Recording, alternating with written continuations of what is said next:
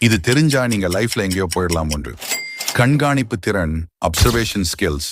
வாழ்க்கையில் என்ன செய்ய வேண்டும் என்பதை தெளிவாக காண்பதற்கு சுற்றுப்புறத்தை ஆழமாக கவனிக்கவும். சிறிய விஷயங்களில் கூட பெரிய வாய்ப்புகளை கண்டுபிடிக்கலாம்.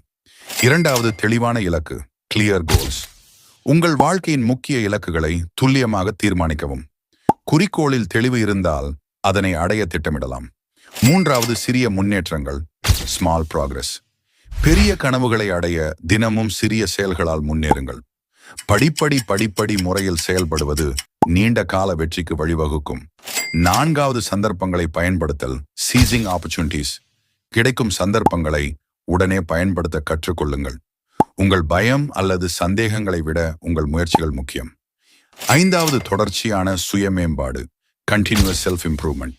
தினமும் புதிய விஷயங்களை கற்றுக்கொள்வதற்கும் உங்களை மேம்படுத்துவதற்கும் நேரம் ஒதுக்குங்கள்.